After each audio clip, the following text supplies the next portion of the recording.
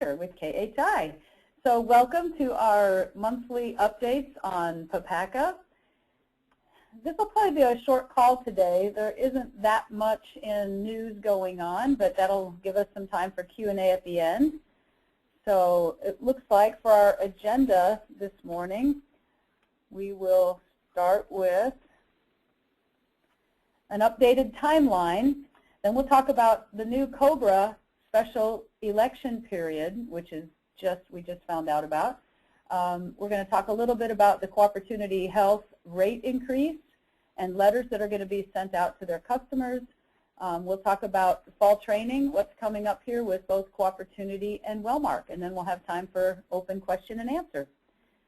So moving ahead, the timeline clarification I wanted to share with you guys is I liken it to, the quote about if you like your health plan, you can keep it. And when that whole thing started really last fall, I wanted to clarify these three different market segments. So with these dates accordingly. So making sure that you know that individuals who are non-grandfathered may keep their non-ACA plans until January 1st of 2016. And we talked about that in the last 2 months because the insurance division had asked for input, what do you guys want to do, and the insurance division actually got to make that decision in terms of authorizing carriers to postpone the implementation or mandate, if you will, of having an ACA plan. So of course they did delay that, and so folks in a lot of those non-ACA plans are going to get to stay then until January 1 of 2016. The groups from 51 to 99, you remember that delay was announced in that special market segment. And if you think about it, obviously it's a lot of those groups that are teetering right around that 50 full-time equivalent that says you have to offer benefits or pay a penalty. And so they delayed that market segment to have to adopt the ACA compliance, if you will, plans that they have now until October 1st of 2016 or pay the penalty. And what that means too is as groups renew, so they could have a health plan, a small group could that may not be ACA compliant or not offering coverage, so they truly have until October 1st of 2016 to migrate into an ACA compliant plan or face penalties. So that group gets a little more time. And the other clarification that I think was helpful for me to know, and groups 100 plus still must, they did get postponed. Of course, everything was supposed to happen January 1 of 2014. And so the groups 1 to 100, or excuse me, 100 plus, now have been pushed out just a year. So they do have to meet the ACA guidelines by January 1st of 2015. They did reduce the requirements, though, of how many full-time people they cover. So they're trying to help them step into this arrangement. So 70% of their full-time folks need to be covered by January 1 of 2015, and then that bumps up to 95%, which was the original number, January 1 of 2016. So remember, they have to meet those, what I call those two criteria, right? The 60% actuarial value and the affordability guidelines. If you recall that they are not to require any of their employees to pay more than 9.5% of their adjusted gross income towards health insurance premiums. So people still question that, and hopefully you guys are aware of that. When you talk with any of these, especially if you have some of these large groups, and I think those of you that play in that space know this, is go to your lowest paid full-time employee, which, by the way, is still today sitting at 30 hours or more, average per week, is considered full-time. Now, we know from prior communications that we've had with you that that is up for discussion. There have been bills, we believe, in both the House and Senate to move that 30 to up to something higher because it's having negative consequences in the marketplace with folks either reducing hours or completely laying off people or saying I can't hire anymore because I can't afford to pay the benefits. So anyway, we know that that 30-hour work week is being looked at. We don't have any update on that yet. So anyway, just a little clarification there in the timelines. I know this is always helpful for me to put it down and articulate it and make sure that we have it clear in our minds when you're dealing with individuals or small groups or large groups. So this was this next item on the COBRA special election period. This is so helpful. If you have, if you know of people that are still on COBRA plans, that currently that they're in the middle of, they maybe left their employment months and months ago, but they're still in their COBRA period. It was initially thought that, okay, well, you have COBRA, you have group coverage, and you can't buy coverage, especially if they didn't change. They're still in COBRA and they didn't think to either change, or they've gotten their COBRA since the open enrollment period ended. Our annual enrollment period ended on March 31st. So if you've got folks that are in COBRA that should have looked at it and maybe didn't during the open enrollment period, but they've recently elected COBRA because it's for some reason they just didn't think they should buy through the an ACA plan or whatever, they have right now a special enrollment period through the July 1st, and it's like, holy cow, we just found out about this within the last week. And so we want to make sure that you are aware of it. So if there's any, especially this might be a real value add to any of your groups that might be, that might not know about this. Now, I just spoke at a SHRM conference this week, and they were all shaking their heads. Yes, they knew about this or just had gotten notice just when we found out as well. So some of the employers do know about it, but I think it would be a value add to call some of your employers and ask them if they would know if they still have people that are on COBRA, to let those folks know that they do have a special enrollment period that's winding up here very quickly, but that they can get enrolled in a marketplace plan and get a subsidy. I think that's the big deal, is to be able to get into a marketplace plan that allows them to get a subsidy.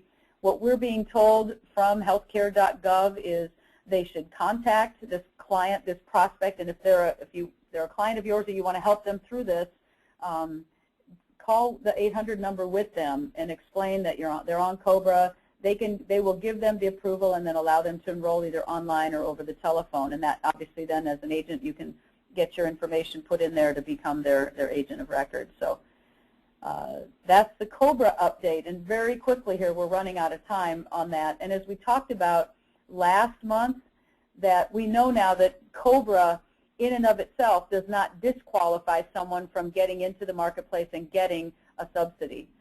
Initially, there was confusion around that, and so that's been cleared up, and we talked about that last month. And as a reminder, when I refer to other calls that we've had, if you're not sure what I'm talking about, don't forget that all of the presentations that we do every month on health reform updates, we've got our basic presentation there about PPACA.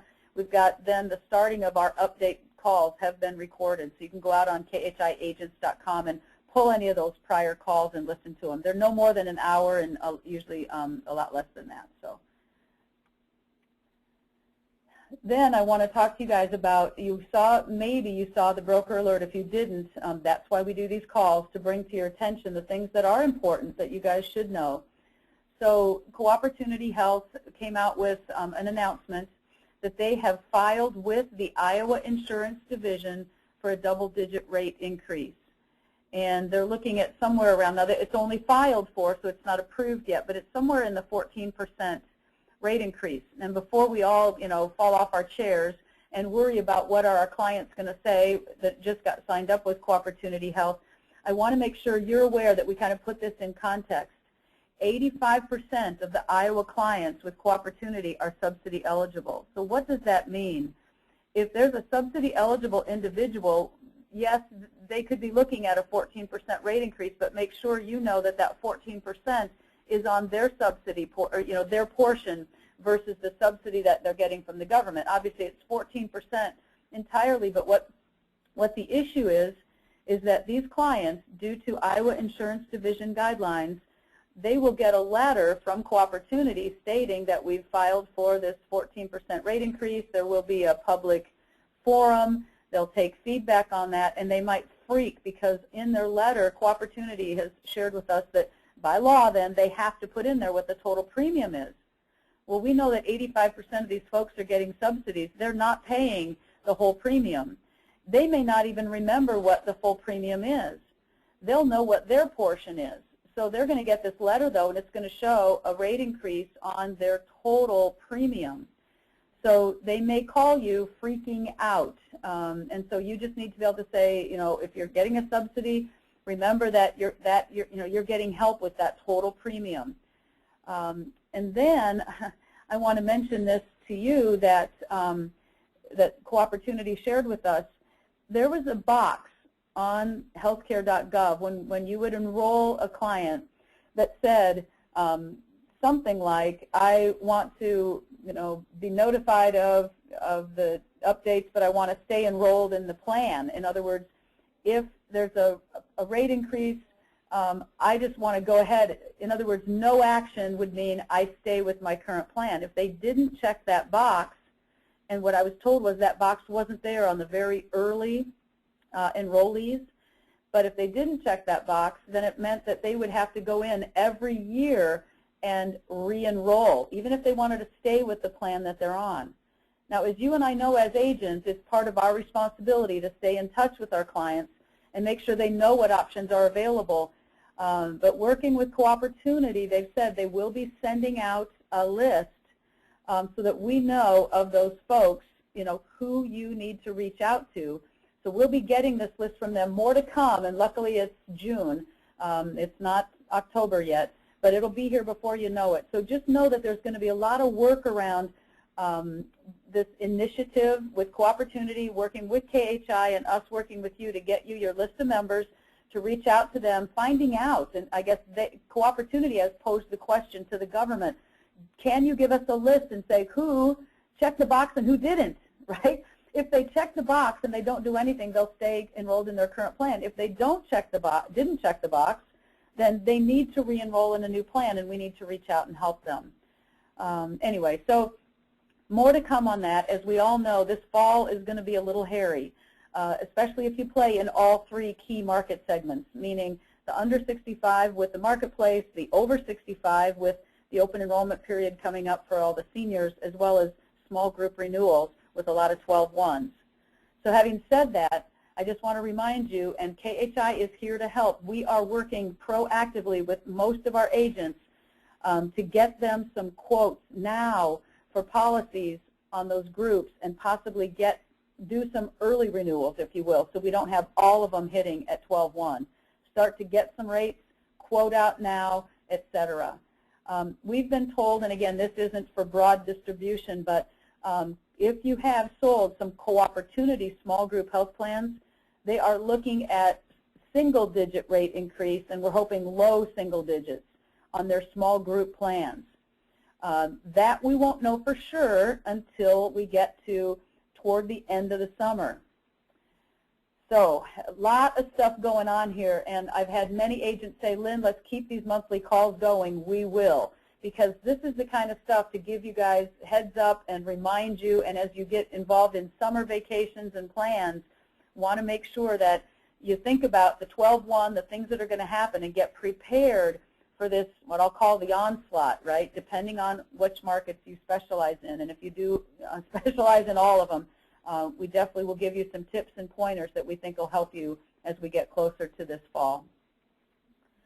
So in talking about this fall and looking at training, Co-Opportunity Health will be going on the road with KHI. What they'd like to do is, with all of their general agencies, have us host our own event in the morning, and then they'll do a general session in the afternoon in the designated cities. Last year, the cities were Storm Lake, Des Moines, and Coralville. They will offer then these sessions with the other wholesalers in Des Moines and Coralville, but we will be the host at a event in Fort Dodge. Well, and we've said Storm Lake or Fort Dodge, so just know that we're looking at either two of those locations, and so kind of stay tuned, but definitely the Co-Opportunity will be going on the road, and we hope that, you know, they will be filing for new plans as well. They'll be tweaking their current plans. If you guys have feedback specifically on the co-opportunity health plans and want to get that to us, they are soon to be submitted to, well, in fact, I think they already have been submitted. So feedback around their plans at this point probably will, go into 2015 for 2016 plan designs. But it's just been, goodness sakes, it seems like we just rolled out these plans, and here we are looking at new plans already. So that's a little bit on co-opportunity. And then fall training with Wellmark. We're going to be, of course, also going on the road with our Wellmark training, probably in the September-October timeframe, but definitely want to get it done prior to October 15th, where, as you know, that starts the annual election period in the senior market. So we'll try to get that done before October 15th, but definitely the longer we can wait, the better information we're going to have, but we don't want to wait too long. So you'll be hearing from us soon about hold the dates for fall training. And, of course, Wellmark will be making an announcement whether or not they're going to be playing in the marketplace or not. Another update on Wellmark is the Q system is now open to be able to work with electronic applications during the special enrollment period. So for those qualifying events, as you know, up to this point, they had to be done on paper. The Q system is now open to doing special enrollment period applications. We do have a new SEP cheat sheet, I'll call it, out on khiagents.com. But as always, just call one of our staff if you have questions. Before I came into this meeting to do the webinar, I just spoke with Sherry and Lindsay, who are kind of the lead folks in our individual team there, and said they're all over it and they're ready for your calls. So if you have any questions on that, just give them a holler. So that's really all I have for today, and looking at my clock, it's only 9:20. So I'll go ahead and open it up to any questions that you might have. And let me get here to my panel.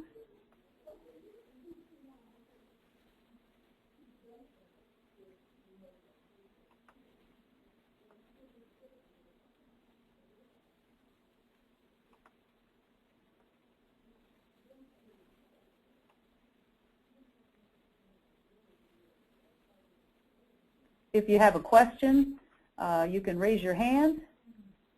I'll unmute your line, and you'll be able to ask a question or comment, anything you'd like.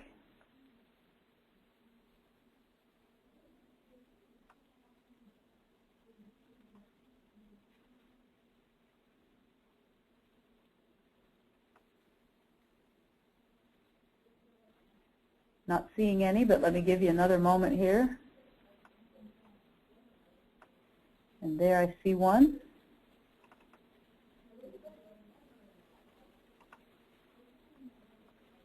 Emma, your line is open. Go ahead.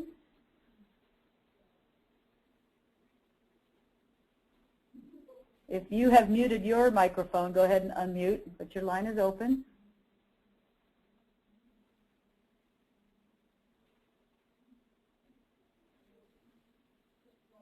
And I'm not hearing anything.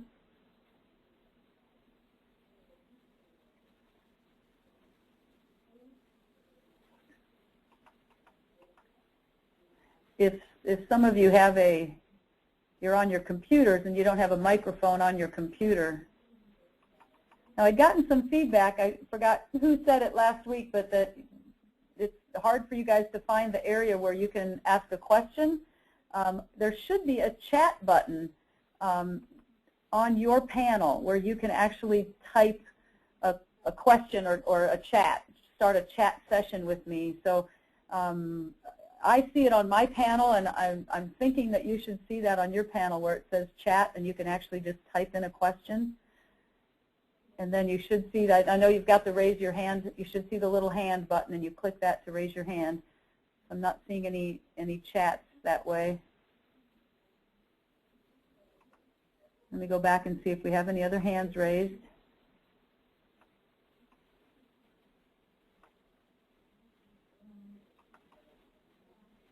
Okay, pretty quiet group this morning.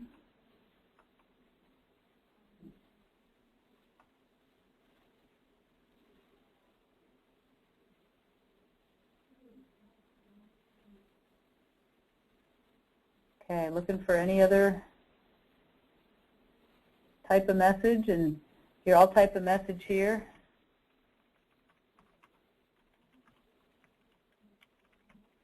So I'm going to go ahead and send this to the entire audience. So you should have gotten Ask Me a Question. If that's helpful to you to find out where you can type in a question or a response back.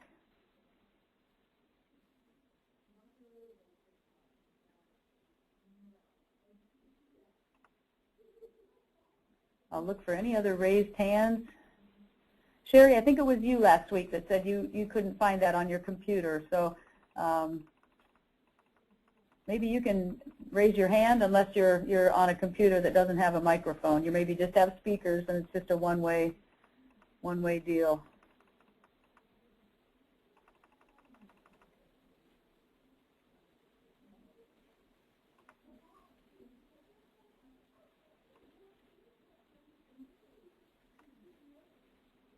Okay, I'm going to pick on somebody here and just make sure that I can hear you. So I'm going to pick on Gary Young, and I'm going to unmute your microphone, Gary, and see if you can unmute your phone and check in with me here. Are you there, Gary?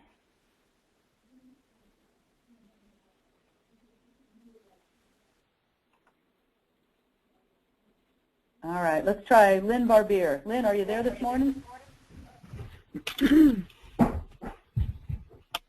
can hear you, Lynn. Good morning. Lynn Barbier?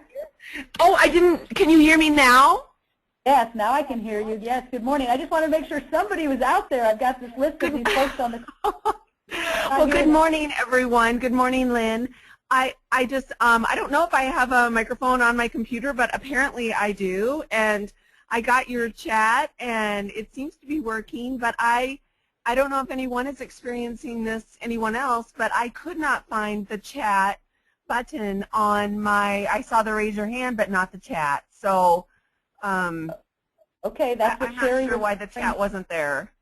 Okay, that's what Sherry was referring to last week. So when I chatted to you guys, it said, ask me a question, but there was no place that you could see where you could type in a question or a response. After you sent me a chat, then I could chat back to you, but there was no way to initiate that chat that I could find. So okay, all right. Well, thank you for that, Lynn. I'm going to go ahead and mute your phone line again, and then if you see that okay, everybody have a great. Yep. Okay, thanks, Lynn. Okay, so I guess since I initiated the chat to everybody, I'm hoping that you can see that, and that way you can ask me back a question. Sounds like that's what Lynn had said as soon as I initiated that. So, all right, I'll look for any other questions here before we wrap up, or any other hands raised. I'm glad at least I know somebody's actually out there and on a live line.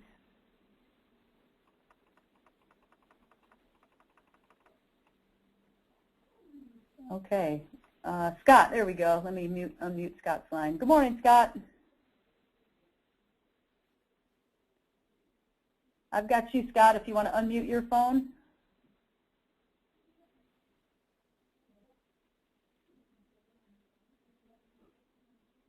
Scott Schroeder, I unmuted your line. I saw your hand raised.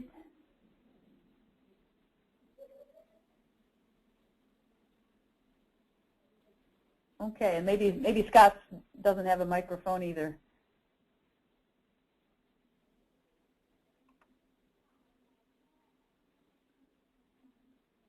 Okay.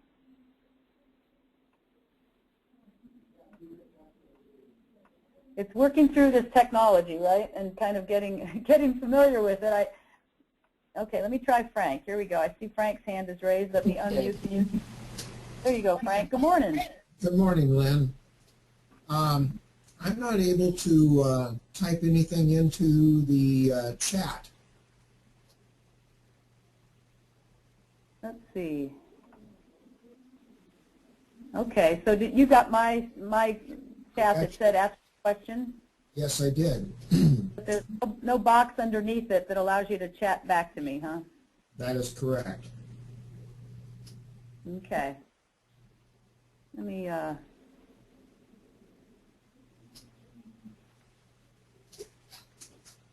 There we go. And maybe there. Do you guys see a question button now? I should have added a question button now to there. See if you can ask a question. Yes, Lynn Barbier says yes. Good morning, and you've got the question. There you go. Sherry, maybe I'm going to ask Sherry too. And Frank, do you see that now where you've got a question button? I just... there, she says finally. Okay, yep, there we go. All right. Anything else, Frank?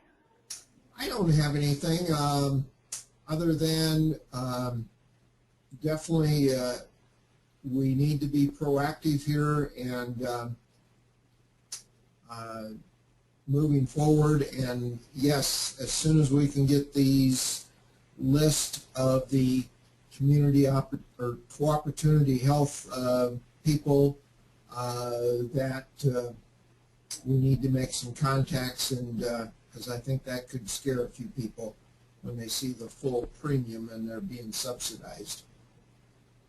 Yep. Okay, excellent. Well, we will definitely get that out to you. All right. Well, I think I've got a few more questions here now. So thanks, Frank, and we'll talk at you soon. Thank you. Okay, so I see Emma. There we go. And I see you've got a question. Let's see here.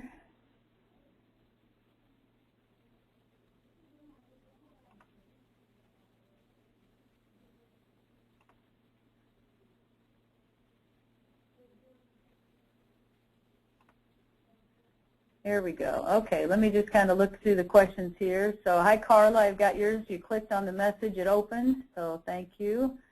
And Scott, hi Scott. And here's a question, by Emma. Thank you, Emma, I got your question. Does the individual need to extinguish or exhaust COBRA before enrolling in a marketplace plan? Great question. And the answer is if they are still in, kind of a two-part answer, if they're still in their special election period, let's say that they have 60 days, and I think that's Wellmark's policy for someone who leaves group coverage to go to, an individual plan. Let's say they opt COBRA and they have it for a month. They're still in their special enrollment period because it's 60 days with Wellmark, right, from the date they left employer coverage. So they could still, in their special enrollment period, go into the marketplace or buy an individual plan. But let's say that they're past their special enrollment period and they're outside of the annual enrollment period, right? So remember, the annual enrollment period this last year was October 1st to March 31st. So if they're outside, and this year, of course, it's November 15th to February 15th. So let's assume that they're outside of their special enrollment period and they're not within the annual election period, right, or annual enrollment period. As long as that, and they're in their COBRA, unless it's right now, which they're giving them a special enrollment period to get out up until July 1, they can't get out of their COBRA. They don't necessarily have to exhaust it, though. They just have to wait until the next open enrollment period to change their plan, unless they have another qualifying life event. So they don't have to exhaust their COBRA before they can enroll in a marketplace plan. However, they either need to be within annual enrollment period, in a special election period, in order to be able to change. Otherwise, they have to wait for that. But yeah, they don't have to exhaust it, which is good because that used to be a contingency, right, to be able to get other coverage. So good question. And let's see, and there's, okay, and I got Sherry, and now we got that. Sherry Sitzman, thank you.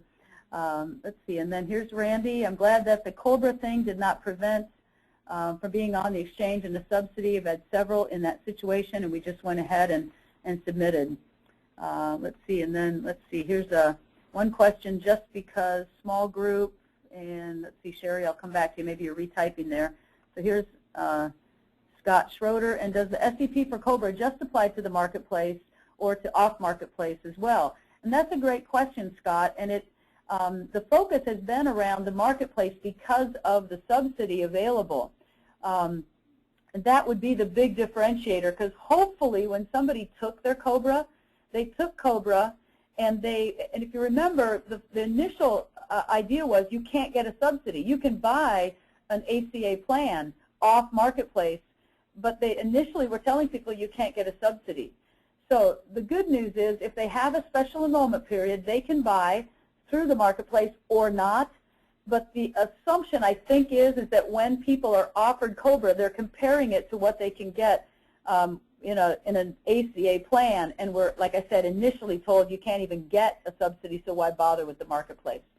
So the answer to your question would be they can go on or off Marketplace, but the big differentiator is probably going to be that they can get a better deal if they're getting a subsidy. But hey, they should look off Marketplace as well, just knowing that some people won't qualify for a subsidy. So great question. And then here's Sherry. Okay, so just because small group can keep their plans, it doesn't mean their premiums will stay the same, right? And that's exactly right. So Sherry, I think what you're referring to here is you'll have a small, let's say a small group, and again, we'll say it's under 50 today, because as you know, small group is defined 1 to 50, right? So a small group can keep their plan clear until January 1 or October, depending on when their plan enrolls, until in 2016.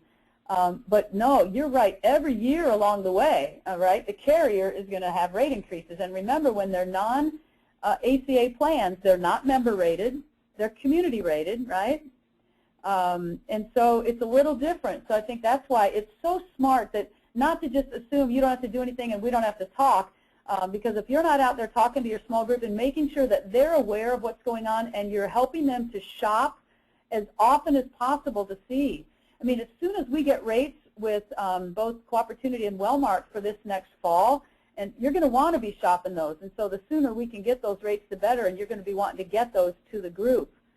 We've had conversations with Wellmark to say, get us your rates as soon as possible, please, for 2015, because until we get those 2015 rates, how are people going to know, right, whether they should stay or go, and they're going to hold off. So the sooner we can get those rates, and so yeah, we're just waiting. But yeah, you definitely want to help shop them because their rates are going to continue to go up. And the way they're rated, and it's based on claims, et cetera, right, it could, at some point, it could exceed then what you can get ACA, and they might want to move sooner than that. So let's see, and then here's Allison. I have a 7114 SEP app, so I can now enter that into Wellmark Direct rather than submitting the paper app. Yes, that's our understanding, and I just visited with Sherry and Lindsay. If you have any questions on that, call the office. They're both there this morning. Give them a holler. But yes, to answer your question, you should be able to do that electronically now. And let's see. And does the July 1 SEP, this is Scott, apply to off Marketplace? I think I got that one. So yay, okay, thank you guys for your help, and because I know my screen is different than yours in terms of what we see. And so thank you for bearing with me as we sorted this out and get you guys to be able to ask questions. Okay, I'm going to see if there's any other hands raised, because we can use that as well, and see if we have any more questions. I see I've lost a few of you guys have left the call. And Tammy Kerrigan, let me see if I can unmute your line. Tammy, are you there?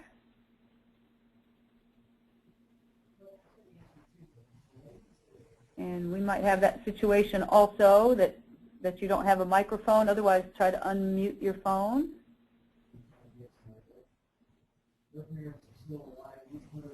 There we go. Tam?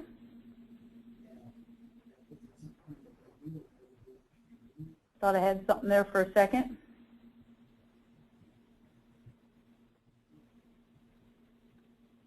Okay, well, Tammy, I'm not hearing you. If you want to try to ask a question, that would probably work better.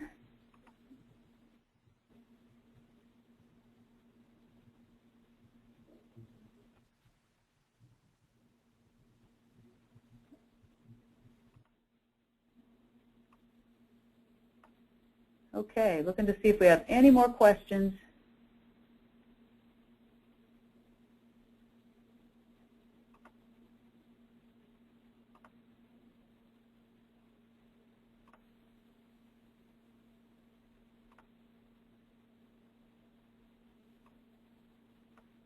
Okay. And Sherry, glad we got it figured out with the chat. Yes, I am too. Thanks. And here, okay, another question from Brenda. For 100-plus groups, does the 70% requirement mean they have to have 70% enrolled, or they must offer the plan to 70%? Yeah, that's a great question, Brenda. The 70% refers to the number that it says the number of full-time equivalents that they must offer coverage to. So that's a great clarification, and I'll follow up, Brenda, and make sure that is right, but that's what I believe right now is they must offer it. It's not necessarily enrolled, but they must offer it to at least 70% of their full-time employees. And see, I think it's given them a little bit of wiggle room, because especially when you think about on average, if I tell somebody I want you to work 29 hours a week, well, it's an average. So they might have somebody at 29 hours, but there's a certain peak season, and so those people might average more than 30 sometimes, and overall did they average? So the goal would be that you are offering coverage to 70% of your full-time employees, and there's going to be maybe some full-time employees that you're not offering it to, and it could be, I'm guessing, a lot of that's going to be around their work schedule and averages, and you might even have some, I know in a lot of environments there are people that have, like, they work on call and their hours are just crazy irregular, right? And so I think that's giving those groups a little bit of a leeway there, that they're not offering coverage to some. But then by 2016 it has to be back up to 95%. But you know what, Brenda, we'll confirm that, and if it's different than that, I'll get back and let everybody know. But I'm pretty sure that's the answer is on the offer. Okay. Okay. Any other questions? Let's see. Here's Carla. Can Wellmark send us a list of our group plans who have employees on COBRA? Is Iowa continuation subject to these same COBRA rules? And I'll confirm that as well, Carla. I will check, but I'll tell you what, we're under the gun right now, and I guess I was surprised we didn't get this notification from the carriers. We literally got it from the emails we get from healthcare.gov, so that we get blasts out from them and announcements. And so we got this announcement directly from healthcare.gov, and then we sent it out. We've actually, this one we pushed out to Co-Opportunity and said, were you aware of this? And they said, yes, I think they were, but I think it just was kind of off the radar. So I don't know if we've got time, Carla, but I'll take that as an action item and look into if we can get a list of group plans who have employees on COBRA. I'll look into that. And I'm pretty sure that Iowa Continuation and COBRA, they're considering that the same in terms of the opportunity for that person on either Iowa Continuation or COBRA to have a special enrollment period where they can get off that plan and get into a marketplace plan, in particular to get a subsidy, is really what they're focusing on there. So we'll double check that.